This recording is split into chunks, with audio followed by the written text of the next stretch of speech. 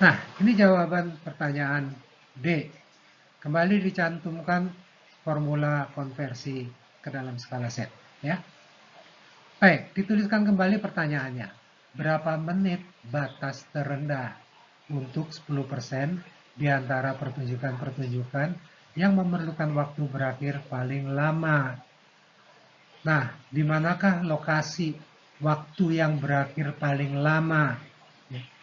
Mestinya di ujung kanan. Dalam hal ini 10% yang di ujung kanannya. Kita diminta untuk menetapkan batas, di mana di sebelah kanan dari batas itu ada luas sebesar 10%. Jadi, pertanyaan D dapat dinyatakan sebagai probabilitas X lebih besar daripada X1 adalah 0,10. Nah, tadi untuk sampai mendapatkan probabilitas, kita mengubah X menjadi Z dahulu. Kalau itu kita lakukan sekarang, sementara ini kita hanya bisa menyatakan probabilitas Z lebih besar daripada Z1 adalah 0,10.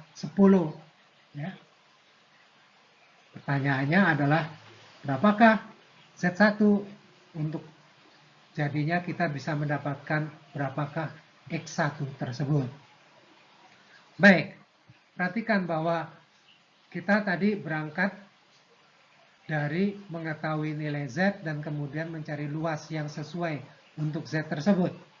Sedangkan sekarang kita mempunyai luas, sehingga mestinya dapat dicari siapakah Z pemilik luas tersebut. Ya. Untuk luas di ujung kanan 0,1, maka luas dari ujung kirinya itu mestinya adalah sebesar 0,9. Mari kita cari Z yang manakah yang luas dari ujung kiri adalah 0,9. Silahkan dibuka tabelnya. Ternyata tidak ada angka yang tepat 0,9. Yang ada adalah nilai yang dekat dengan 0,9. Nilai Z yang dekat adalah antara Z sebesar 1,29 dan Z sebesar 1,28. Yang terdekat adalah untuk Z sebesar 1,28. Maka masukkan nilai itu ke dalam persamaan tadi, sehingga dapat diperoleh pernyataan ini. Nah, sekarang tinggal kita konversikan Z1 sebesar 1,28 itu ke dalam skala X. Caranya, ya modifikasikan formula konversi dengan X1 di sebelah kiri demikian ini. Sehingga diperolehlah X1 adalah sebesar 582,4. Ya. Baik, kita lanjutkan. Baik, ini adalah jawaban untuk E. Kembali dicantumkan formula konversinya dan juga kemudian dituliskan kembali pertanyaannya. Berapa menit batas tertinggi untuk 5% di antara pertunjukan-pertunjukan yang memerlukan waktu berakhir yang paling cepat? Ya.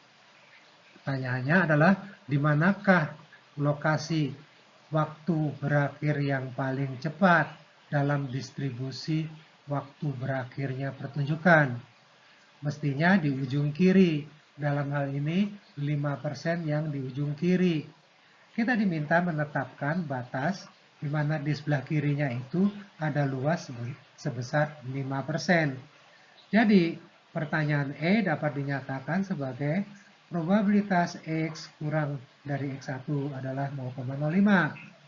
Seperti pada D, kita dapat menyatakan probabilitas Z lebih kecil daripada Z1 adalah 0,05.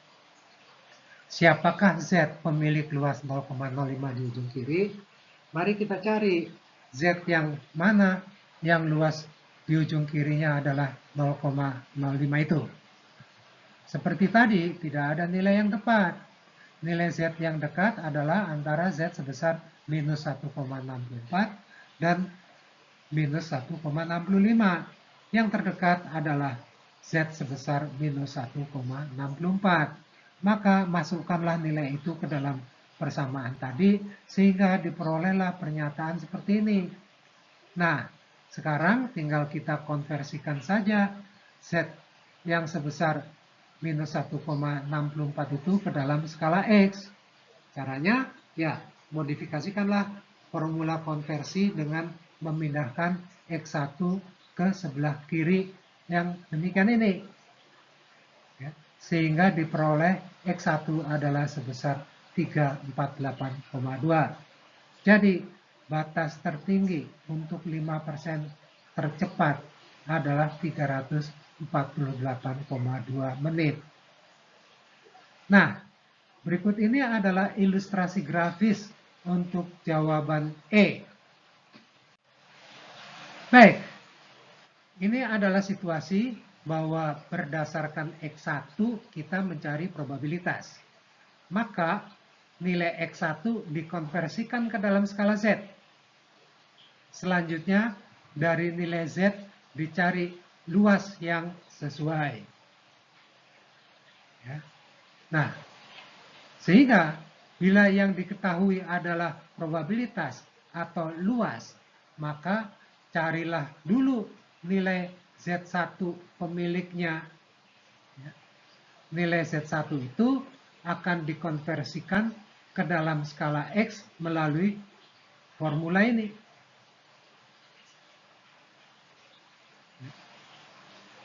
Baik, kita lanjutkan. Suplemen berikutnya adalah untuk pendekatan distribusi probabilitas normal bagi situasi binomial.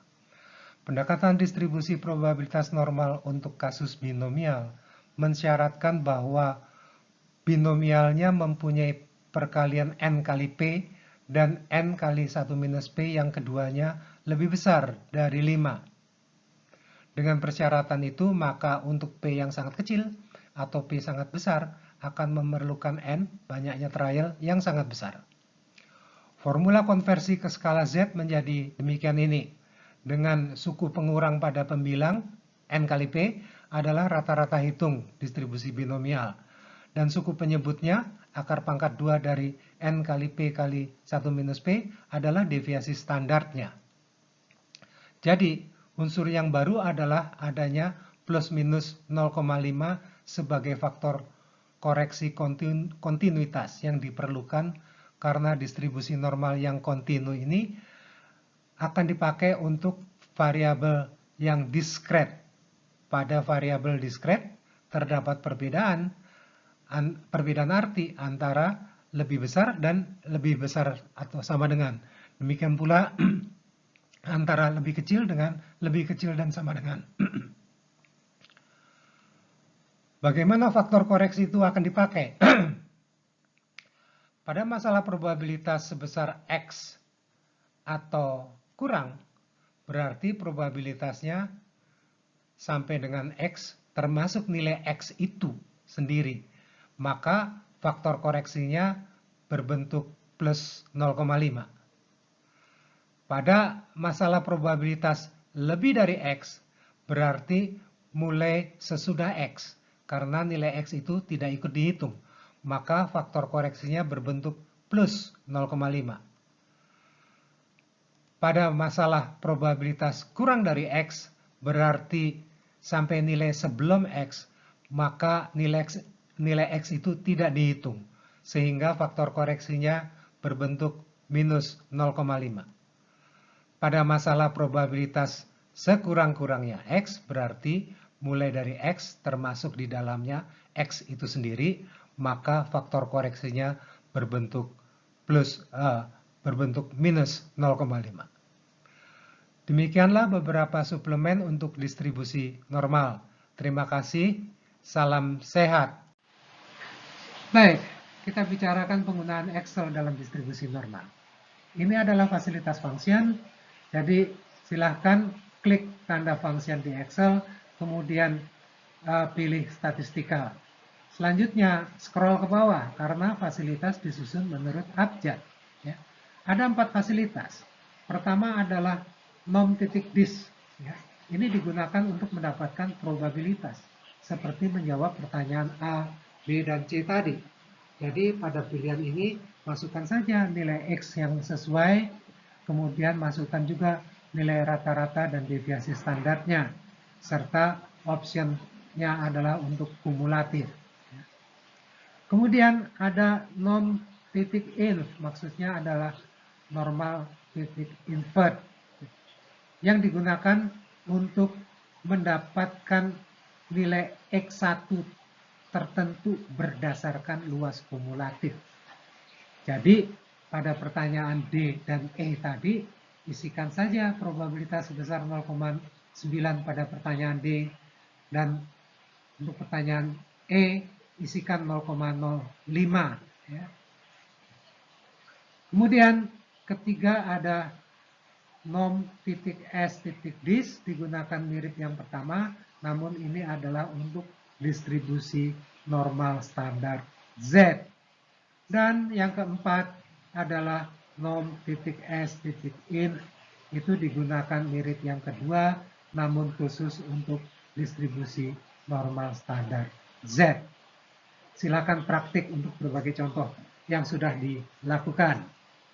Baik, kita masuki bagian penutup dari topik ini sekarang. Baik, inilah yang baru saja kita pelajari. Jadi, kita sudah membahas apa arti distribusi normal sebagai distribusi probabilitas teoritis, ya. Kemudian ada sifat-sifat distribusi normal standar, ya. Kemudian adalah bagaimana cara kita membaca, memahami isi tabel normal standar, ya. Selanjutnya ada cara menggunakan distribusi normal standar untuk kasus distribusi normal, ada penggunaan distribusi normal standar untuk pendekatan kasus binomial, dan ada penggunaan Excel bagi distribusi normal standar. Baik, demikianlah rangkaian materi untuk distribusi normal. Semoga dapat diikuti dengan baik. Terima kasih, salam sehat. Semoga selalu sukses.